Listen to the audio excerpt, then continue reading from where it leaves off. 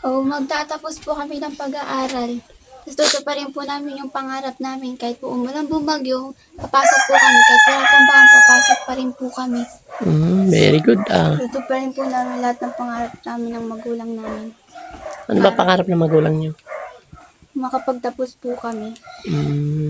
Para po yung mga pagsisikap po nila ngayon, masuklian po rin namin sa pagtatapos ng pag-aaral. Siya yung tao na merong busilak di na kalooban. Kanyang mga layunin makatulong din sa bayan. Ang kanyang ginagawa na kanyang pinapakita, pagmamahal sa kapwa, pagtulong at pagkalinga. Siya si Brother Raymond Hela, ating makakasama. Brother Raymond na matulungin din yan sa kapwa. Brother Raymond Hela, palagi mong kasama sa pagbibigay saya. Kasama natin siya sa kanyang YouTube channel. Portahan na natin Brother Raymond na maaasahan nyo. Samahan natin sa kanyang mga adhikain na Brother Raymond YouTube channel. Katuwang ang kanyang mga sponsors. Maraming salamat, Mami Geneva, Maricel Mendez, Karen Yanguaz, Alay Yang Yanguaz, Gorota 08, and Good morning po sa atin lahat mga kaibigan. So nandito po tayo sa Barangay Maot, sa bahay ni Triplets. Ayun po ang bahay nilang Triplets, magkakapatid. So ngayon po ay mayroon sa kanilang nag-sponsor sa CR. Walang iba kundi si Ate Maricel Mendez. Isa lang po sila ni Ate Silkis. Si Ate Silkis at si Ate Maricel Mendez, isa lang po sila. From Canada po, ayun, so siya nagbigay po sila ng maagang pamasko sa pang-CR ni Triplets po. So yun nga po mga kaibigan, nagbili na rin po tayo ng bowl sa halagang 950 po. Ayan, 950. Ayan, so ito po, 950. Tapos po, magbibili rin po tayo ng hollow blocks. 100 po ng hollow blocks. Ayan, at saka kung maabot pa sa pera niya ay bibili pa rin po tayo ng bakal mga kaibigan. So marami po, malaki pa po kasi ang gagastusin sa CR kasi syempre magkakaroon ng 5 simento, 100 na hollow blocks, tapos bakal. Ayan, at saka hindi pa nga po tapos ang kanilang bubong. Ayan hindi pa po tapos, makikita po natin. Ayan, ang titira lang po dyan yung tatlong magkakapatid, yung triplets po. Ayan, so ang nag-donate po niyan ay si Ma'am Elisa Makatangay. Ayun, kasama ko po totally siya ngayon. Hintayin po natin mamaya mga kaibigan. Sa pinuntahan lang nila yung triplets. Hinahanap lang nila yan yung triplets po mga kaibigan. So, ang ano po nila, ang bubong dito ay hindi po nipa, kundi yung anahaw po. Galing po yung bundok. Matibay po yan mga kaibigan. Yung, ayan, kung makikita natin nandito. Yun po yung binubong nila sa kubo nila. Ayan. So kung makikita natin, yan pong ano na yan, dating tangkalan po yan. So gagawin na lang po yan ng kubo ni triplets ng tatlo magkakapatid. Kasi ang bahay po talaga nila totally, nandun po sa bundok, malayo po, siguro mga 1 oras po. Kung lalakarin po baka mga 1 hour o 2 hours, napakalayo. Delikado po kasi tatlong dalaga po sila, nag-aaral po sila.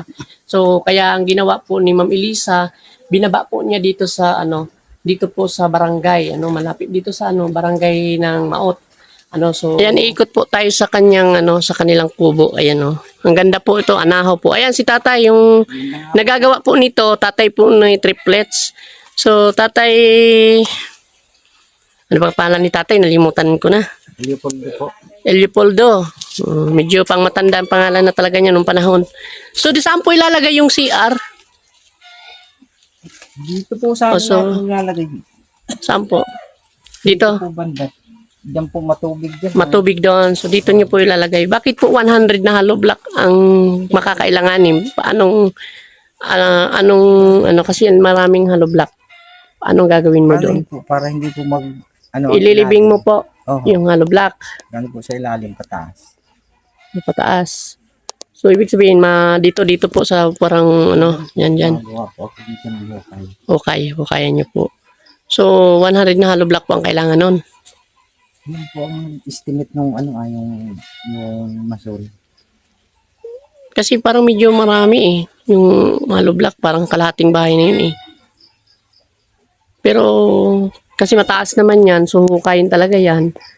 Dito po, medyo mataas po ang matirik yung papantayin niyo po yan. Papantayin po yan. Ano na po dito yung uhukayin po dito na ilalagay Okay. para po magtaas-taas pa siya dyan. Ang tubig po kaya Matubig dito. matubig. Kasi nandun po mga kaibigan, may sapa, katabi po nila yung sapa, kaya matubig dito. Kaya kailangan siguro itaas yung CR, ano, kasi dito pa nga, paghukay pa lang nila ng haligi, ay nagtubig na agad daw po. O, ayan, ano tayo. So, ilang araw mo na po yung ginawa na kubo? Ano na po? Matagal ba ang pagsirat niyan? Matihirap din pala pag, ano yan, pagsirat, Mahirap po ang pagtatali. pagtali. Mga ilang araw na po kayo gumawa yan? Ay, 2 weeks na po. 2 linggo na po. Eh, maulan naman ano, no, karaang linggo. Hindi naman po yun lahat nakakagawa ako ng dire-dire. Parang kung may oras ka lang, may time. Ano po, nagulan nga, halang kalahating araw. So, nasaan po yung anak niyong triplets? Nandiyan, Madating. So, hintayin po natin yung triplets. Ano po dun. So, anong ano nito? Anong gagawin nito? Anong kwarto nila? Paano, ano? Sige nga po. Ito po, kwarto ito. Ito yung kabahayan. Ito dito yung mailutuan sila doon. Alin ito ang kwarto po nila? Ito. Dito na Ito po. po, yun, Ito. yun at saka yun, parang extension. So, parang, ano to? Gigibayin niyo po? Balkon. Hindi na. Gigibayin po yung gitna. Yung Yung gitna. gitna. Hollow blocks na paikot. Di na po. Yung gitna lang. Ay, yung gitna. Tapos bubasagin niyo po para lumaki. Itong dito. Opo, yan. Ito Babasagin lang po po sa yan. gitna. Ay, paano ito? Di na po yan babalik. Ano Kwarto-kwarto lang, na lang taas po. Oo, tahay. Nataas si nanay. Isasahigan ko na lang po yun doon. Sasahigan lang. Kasi nga, pasto, dapat nakaangat ang mga gamit. Hindi ko makita mukha ni. Kasama ko to talingin si Ma'am Elisa, makatangay. Siya po ang ano talaga nito, nag-donate na pabahay kay kay triplets. Ayan. Kay Ate Maricel Mendez naman yung CR. Ayan. So ayan, makikita po natin yung ito pang asawa ang nanay ni Hi. nanay ni ito, triplets.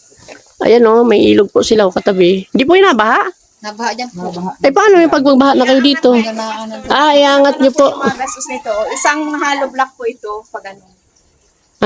May kasamang hollow block pala yan. Tapos yung pong manggagaling doon na lupa, ilalagay dito. Parang itatambak para hindi umangat sila. Makuha po kami doon ng lupa. Saka yung sa harapan Ano pa, po namin dito. kasama pa po Idadamping pa po dito. Sigurado ilang taon po ito masisira na niyo bubong.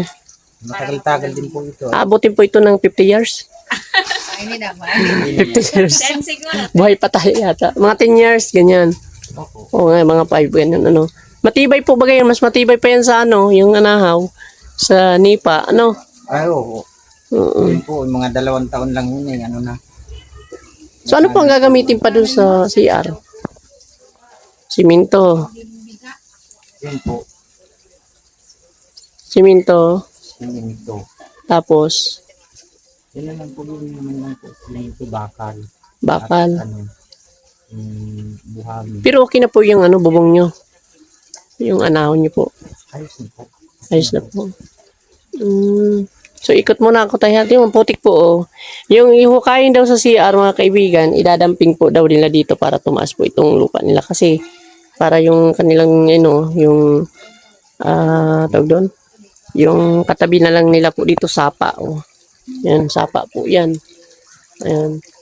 So, bawal dyan umudo. Tay? Bawal po. Hindi ka dyan pwede umudo. Bawal magtapon ng basura. Makukulong ka dyan. Ayan. Hinihintay lang po natin mga kaibigan si triplets. Nasaan na po? Ay, akala ko mapunta sila dito. Ayan. May kapitbahay sila. Ayan. Okay po. Matagal pala ang nito, pagsirat. Yung ng bubong. Babasagin pala nila para maging kwarto ni triplets. Medyo malutong Ito po yung binububong nila, anahaw po. Napupunit po. Ayan, ganda po nito. Mga Malanta ng kaunti. Ano ibig sabihin po?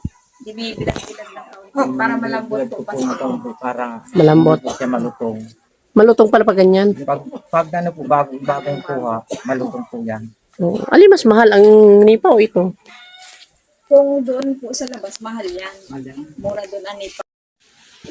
Saka po nahihirapan din po kami sa pagpapasok kasi po pag tuwing umuulan po, nahihirapan po kami. Pag pag ano din po, wala po kami masakyan, puro lahat pribado. Hindi po kami makaano pag naglalakad naman po. Takot kasi kami baka mag-ulan, mabasa ulit yung gamit namin. Gusto nga rin po siya na sumali sa Christmas party kaso po wala po kami pera.